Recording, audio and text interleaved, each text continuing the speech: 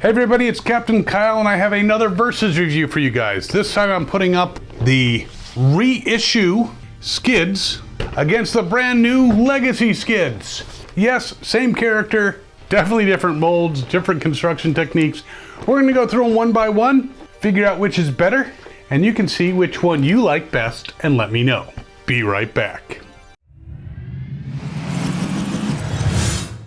So let's start with the classic. Now this is a reissue of the G1 version. It's one of those Toys R Us commemorative reissues. In the package I have taken them out and tried to put on the stickers, and I have a complaint. The stickers on these reissues suck. They fall off, they're very tiny. This is a genuine Hasbro product. I got it relatively recently and the stickers were unapplied, but I don't know if it's the age or whatever, but they didn't work out very well. But Skids is in his glory in here, and we're gonna take him out, and he's got weapons galore. And this can go over there. I mean, there's a partially used sticker sheet and an instruction sheet. We'll get rid of that. So there's Skids. I am not sure. I guess he's some kind of Honda, or I don't know. He's a car. I'm not a car guy. Just let me know in the comments what kind of car this is. But it's kind of small, compact, and he was not really featured in the cartoon. I think he showed up once, but then he was gone. He had a little bit more of a presence in the comic book. He had like an issue entirely dedicated to him, which is pretty awesome. But other than that, he just showed up here and there. Not a Spotlite character. Now, vehicle mode, he's die-cast, he rolls. Woohoo! So he's a pretty cool toy overall. Again, it's G1, so, well, a reissue, but you can't take the weapons and put them anywhere on him. So the thing is, while he's packaged in vehicle mode, this guy is in robot mode. So I'm gonna pop him out of his package, which I gotta say, the packaging showed up to me not in the best shape. I do appreciate the fact that they're trying to eliminate plastic from their packaging, but honestly, bots can get damaged, bots can, well, packaging suffers.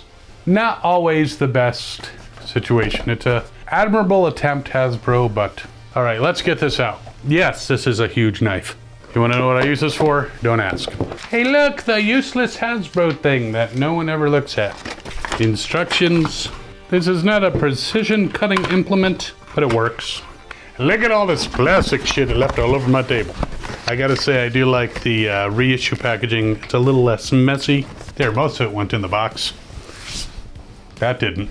Now, he does not look too difficult to transform. I'm gonna try it without the instructions so we can compare vehicle mode, but don't worry, he'll be back in robot mode. So there he is in vehicle mode. Sorry that he matches so closely to my tablecloth, but I can't help that. And apparently you can put his weapons on him, though not much of a robot in disguise when he's sporting all these weapons. I gotta say, rolling wise, not exactly free rolling, but it rolls well enough. Oh, that was the G1. So a pretty cool vehicle mode. Again, I'm not sure what vehicle this is supposed to be or if it's an homage to a vehicle. I really don't think that the weapons do much to disguise him, but it's nice to be able to store them on him when he's in vehicle mode if that's how you're going to display him.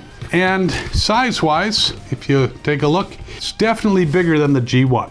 Doesn't have a rub sign, but definitely bigger, longer. They got about the same amount of kibble on the bottom. But in a race, well, let's take a look. On your mark, get set, go! Just with a tiny push, the G1 definitely outdistances its competition.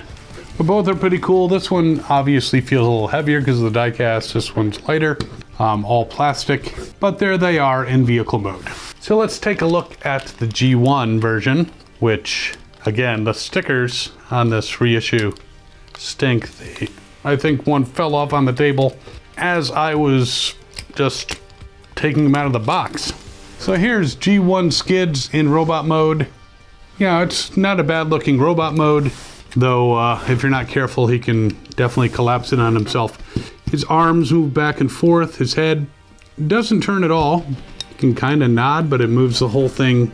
And again, arms move back and forth. Legs, can't really do much with him.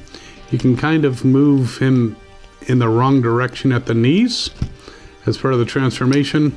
But he is well armed. He's got this huge silver rifle. He's got this secondary gun. Now these don't fit into fists. He doesn't have holes in his fists. He just actually slides these over his forearms. Then he has the missile launcher, which if you place it right, he can carry all 3 guns at once. Now the spring for this missile launcher, obviously, it's a reissue. It's a US release. It's pathetic. It doesn't even shoot. You just press the button to release the missile so you can pull it out manually. That didn't sound right. But still a handsome Autobot warrior who was underappreciated in the cartoon series, and they basically made up for it by giving him a ton of weapons, so extras. But a cool looking guy, able to fight in westerns. Now let's get this guy back into the robot mode he came in. And interestingly enough, the transformations are very similar. Just obviously the new Skids has a bit more articulation, but definitely an homage to the original. There he is in his robot mode. You can actually put his weapons together, which is kind of neat. So he can carry some kind of axe, which can also be a gun, and he can carry his other 2 weapons at the same time. So again, 3 weapons. He doesn't have like a slew of missiles, but it's a nice nod to the original. Posability wise, this guy can almost do a full Jean-Claude Van Damme. Bends at the knee, no real ankle. Well, the ankles kind of can be maneuvered. So yes, he does have the ankle articulation that allows him to do all kinds of wide poses. And actually you're supposed to pop in, he didn't come in the package this way. You're supposed to put the wheels on the bottom, which is kind of a nice thing. Kind of hides some of his tires at least. But definitely well articulated in the feet. He can do the twist like we did last summer. This summer, we'll do it again next summer. The arms are very articulated. You can bend at the elbow. You can turn his fists. I don't know why you'd want to. Lots of shoulder articulation. He's not as able to maneuver with the shoulder. You can turn the shoulder, but I'd say there's a little bit of restriction in the movement in the shoulders. It can still go in all kinds of directions, but it just feels a little tighter. And the head can turn in various directions. So a well-articulated robot. If he stands at attention, put him next to his original. He's a little taller, not that much taller, but he's definitely a larger figure. So a great homage to the original.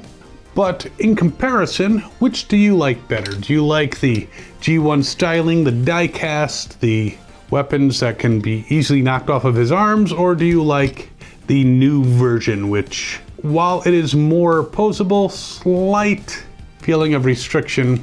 And I have to say, looking at his shoulder joints, they seem a little bit thin to me. So I would worry about maneuvering it too roughly, but I treat these so nicely. But cool figures. Which one do you like better? Let me know in the comments below. And again, if you get one of these, a reissue, or even an original with stickers unapplied, yeah, I would maybe check with some of those places. Oh, his tires go in the bottom of his feet too, so that's a nice homage on here.